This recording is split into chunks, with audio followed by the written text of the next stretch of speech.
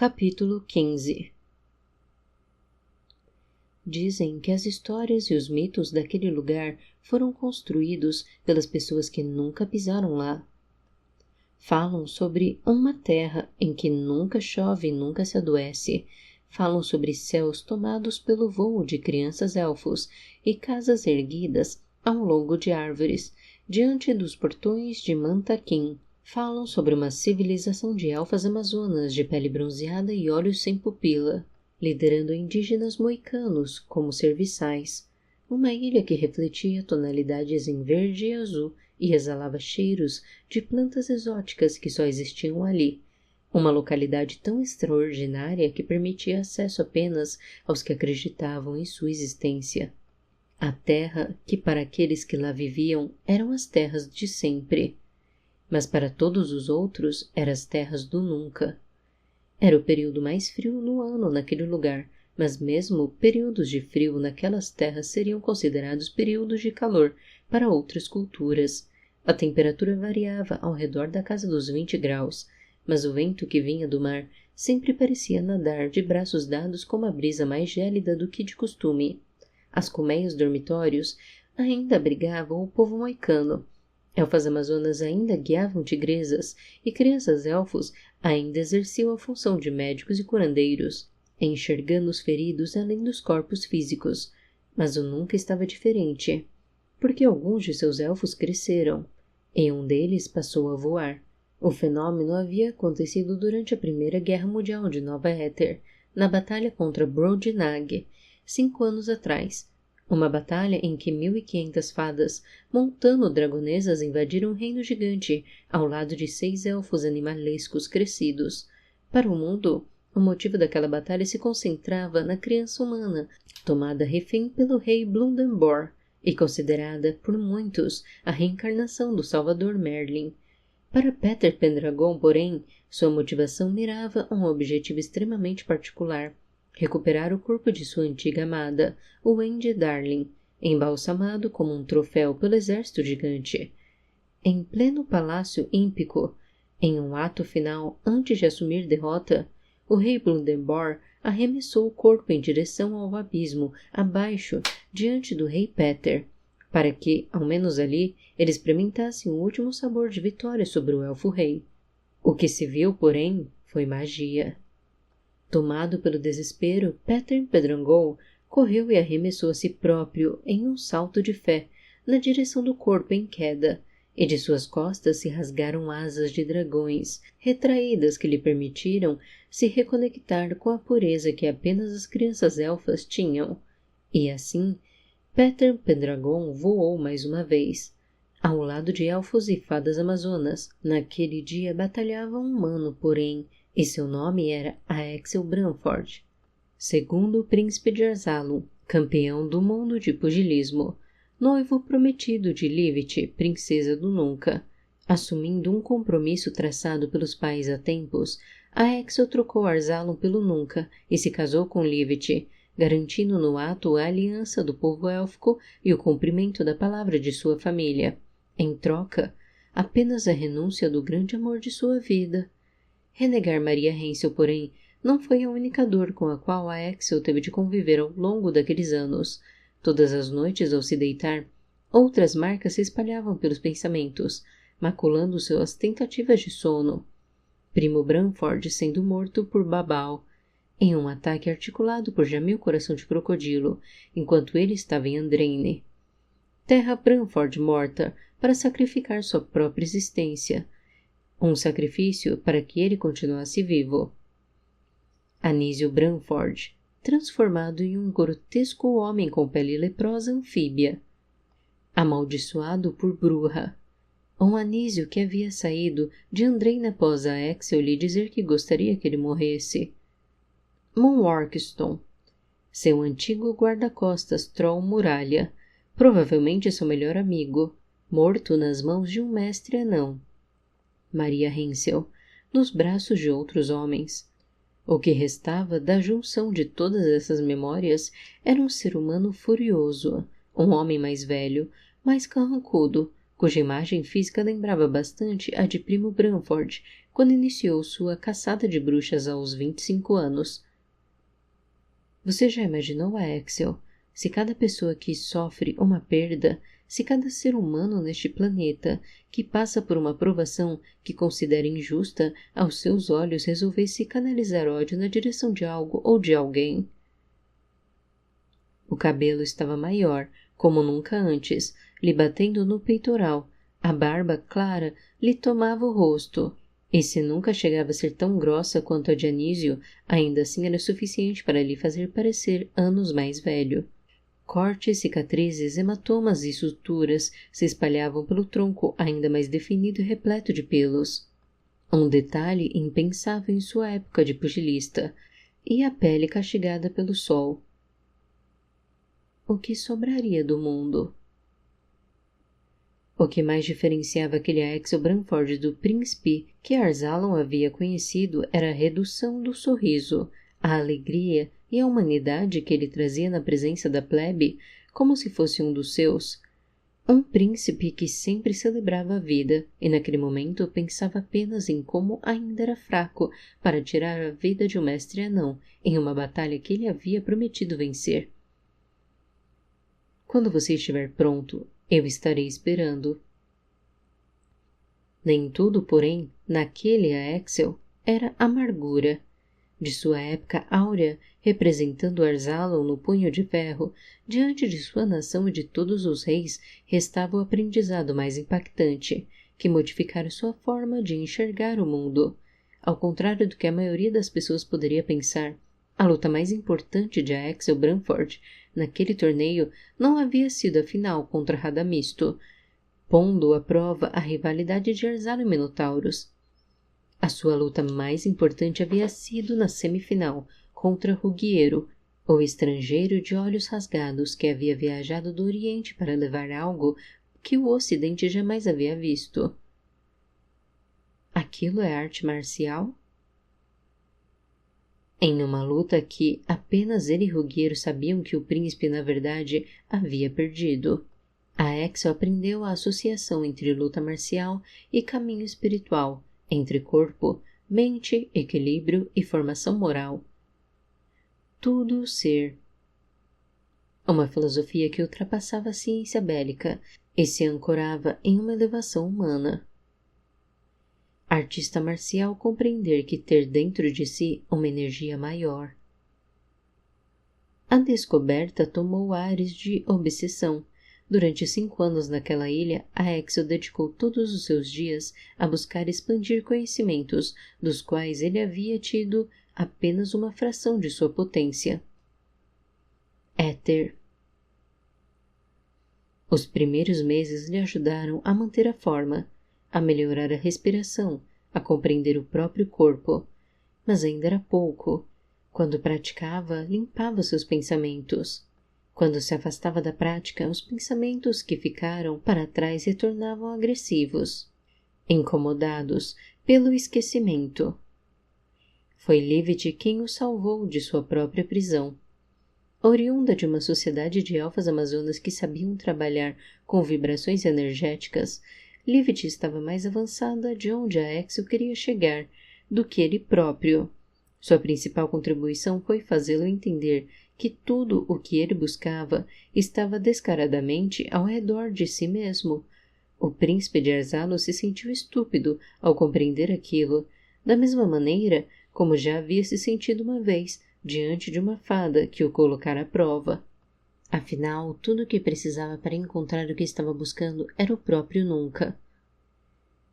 O pensamento segue a ação segue a energia. Com os indígenas moicanos, ele iniciou um treinamento de força. Ele trabalhou como se fosse um deles. Arou a terra, recolheu e carregou frutas. Alimentou animais, construiu e reparou casas. Aprendeu com eles a se movimentar nas pranchas puxadas por tigreses, a dançar suas danças culturais e a entender seu conceito de espiritualidade, buscando a virtude através das normas e regras sociais seguidas com dedicação. Com os tigreses, ele iniciou um treinamento de equilíbrio. A Axel se lembrava do primeiro impacto ao ver os bichos, remetendo a um tamanho de pôneis. Os felinos tinham uma pelugem sem excesso, com marcas nascendo ao redor dos olhos e descendo pelo resto do pelo que variavam de animal para animal, em cores tão distintas quanto verde e roxo. Aos poucos, os animais se tornaram seus aliados e ele passou a dedicar tempo para rolar com eles pela floresta, disputar corridas, limpar-lhes a pelugem, até mesmo entregar sua mão para ser mordida com a confiança de que não seria destroçada. A confiança se expandiu a ponto de Axel começar a reparar e a copiar os movimentos dos felinos. O jeito de atacar com as garras, o balanço para se esquivar de um avanço, o rosnado de intimidação, até mesmo a expressão de guerra exibindo os caninos. Com as elfas amazonas ele aprendeu o conceito de vibração energética. Se era possível expandir a própria energia vibratória ao ponto de se conectar a outra, também seria possível expandir ao ponto de suplantar a outra? Se era possível se comunicar em um idioma de intenções, seria possível prever a ação de um oponente baseado no mesmo conceito? Os questionamentos o levavam a outros 2 ensinamentos e a outros professores. Com as crianças elfas, ele aprendeu a anatomia que existia além do corpo físico. Aprendeu sobre pontos vitais e centros energéticos espalhados pelo corpo humano, que se conectavam diretamente a órgãos e mesmo a sentimentos. Pontos que poderiam curar, pontos que poderiam matar. Por fim, havia Tuane. Livit havia lhe ensinado bastante sobre a relação entre elfas amazonas e suas dragonesas, uma relação simbiótica, que ia além do combate. Uma relação bastante parecida com a que ele mantinha com sua águia-dragão. Assim como fizera com os tigreses, Axel passou a observar a forma de Tuane se movimentar, o salto para o voo e o salto de aterrissagem, a maneira como as garras agarravam o alvo, o kiai que ela emitia quando queria anunciar sua presença. Indo além dessa observação, inspirado dos rituais das elfas, Axel passou a meditar e a expandir sua conexão com o ser fantástico, baseado em uma experiência que tivera em seu primeiro contato com os moicanos daquela terra. Naquela ocasião, ele partia na direção do Nunca montado em Boris, e com os olhos vendados, quando alguns indígenas do Nunca cavalgavam, de repente próximo a ele, e lançaram seu corcel, derrubando-o montaria e montador. Atacado de surpresa pelos estranhos, o príncipe de Arzalon lutou como pôde em um combate para o qual ele não estava preparado. Foi então que pela primeira vez aquilo aconteceu. Tuane surgiu e desceu riscando os céus de vermelho, e as pupilas de Axel se tornaram vermelho sangue. Então ele e Tuane passaram a ser um só. Axel passou a não apenas a ter a visão da águia-dragão, como também a compreender o mundo pelos olhos dela. Ao contrário dos seres humanos, Tuane não dependia de 5 sentidos para compreender a matéria. Ela ia além, desdobrando-se em meio a um mundo que para ela era dividido entre éter e intenção, com o mundo material exprimido no meio disso. Baseado em tal vivência, todos os dias ele praticava o que passou a chamar de amálgama. 2 consciências unidas entre homem e criatura, concreto e fantasia, ambos dispostos a encontrarem um meio termo. Pelos olhos da águia-dragão, Axel no início voou pelo Nunca, passou pelas árvores com cidades erguidas ao seu redor, a orla de areia branca, o lago da saudade, onde se depositavam as cinzas dos mortos, o intuito de se ver revelado o último pensamento. Quando satisfeito, os voos passaram a se expandir para mais longe.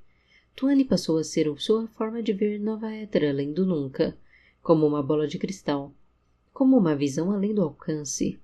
Assim ele passou a ver os agricultores na ilha de Veracruz, os vaqueiros que cuidavam de uma parte da pecuária de Estália, e observou os mineradores da aldeia de Mina, nas 7 montanhas, lar do mestre anão, que ele prometeu matar. Houve um dia, contudo, que ele estendeu os esforços de Tuane além do estresse, deixando-o de cama por dias. O dia em que ele pediu para ver Andraine. As emoções afloraram quando ele relembrou as casas, o porto, a catedral, o anfiteatro. Naquele dia ele viu Anísio e Branca, viu Brandamante e Rogueiro. e viu até mesmo o professor Sabino e Lord Vanoé em pontos diferentes do grande paço. Ainda assim, antes de romper a conexão, ele pediu por mais. Ele pediu para ver Maria Hensel. A Axel nunca perdeu aquela memória. Ela estava saindo de um de seus turnos na Escola Real do Saber, despedindo-se de alguns alunos. A Axel reparou no cabelo dela, com um penteado meio em tiras, e o comprimento um pouco mais curto do que ele lembrava. Um vestido escuro leve e incomum, com uma espécie de franja nas pontas, provavelmente trazido de uma cidade fora de Andraine. Uma joia ao redor do pescoço, que não era a octogonal que ele havia comprado para ela nas luzes gêmeas, e brincos redondos, com pedras ágata que ele nunca havia visto. Aquela sensação de não fazer mais parte da vida dela doeu. Ela parecia mais magra, mas ainda se movia com a graça e mantinha um sorriso tímido, que refletia a doçura. A Axel conseguia se lembrar até mesmo do cheiro dela, um aroma muito cítrico, como se ela estivesse sempre saindo de um banho. Pulseiras, sandálias, a pulsação dele acelerou e a conexão com Tuane lhe mostrou mais de Maria Hensel. Ele conseguiu sentir emoções que vinham dela, sentimentos que se refletiam através de uma aura multicolorida. Foi ali que ele soube que ela estava bem e estava em paz, ainda que longe dele, ainda que sem notícias dele. Ainda assim, ele soube que Maria Hensel seguia sua vida sem angústia, sem remorsos, sem aflição, ou sem mais desses sentimentos. Aquilo lhe trouxe uma sensação boa, então ruim, então dúbia, e assim ele teria permanecido se houvesse cortado a conexão com Tuane ali. Os minutos a mais, porém, lhe reservaram a chegada de um homem. Saltando de uma carruagem vestido com calça de lã, bota e colete sobre uma blusa de manga longa e cintura marcada. O cabelo loiro amarrado em um rabo de cavalo para trás, evidenciando os olhos verdes e o sorriso debochado, lhe eram reveladores. A Axel sabia quem era aquele homem. Ele era Giacomo Casanova, herdeiro de uma das famílias mais ricas de Arzalon. Maria Hensel sorriu para ele e a Axel trincou os dentes. Ela estendeu a mão para Casanova e a Axel sentiu o peito arder. Por fim, Casanova tomou e a puxou para junto de si. Passou a mão por sua cintura e a beijou como se o ato fosse comum. A Axel sentiu o estômago queimar e as tripas quererem saltar para fora. Como consequência, a conexão foi imediatamente cortada. Enquanto ele se mantinha assustado com toda a experiência e informação, as mãos tremiam, em espasmos involuntários. A testa suava, os batimentos esmurravam o peito, o ar era rarefeito, e aquele se tornou o primeiro dia de seus pesadelos no nunca. Através desses pesadelos, sua relação com Livet piorou de vez. Inicialmente, eles passaram a dormir em quartos separados, até que a princesa do nunca decidiu que a amargura do príncipe de Arzalon estava lhe deixando doente, e ela precisava se curar em um retiro forçado para a Ilha das Brumas, localizada entre o Nunca e Ophir, onde a própria Livet havia nascido, e diziam que vinham as fadas. Esse exílio deixou que a Axel ficasse sem vê-la por todo um ano, e como para castigá-lo, o rei Peter Pendragon o obrigou a cumprir até o fim o acordo selado com Prima e Terra Branford. Tudo isso era a Axel Branford ao longo de 5 anos no Nunca. Então, de frente ao rei Peter Pendragon, em uma arena improvisada com muros rochosos para seus elfos crescidos animalescos, um príncipe frustrado, raivoso e atormentado se posicionou no centro, observou os 5 acorrentados e intimou: "Pode soltá-los." Era hora de testar se toda a raiva e treinamento acumulados tinham servido para algum propósito.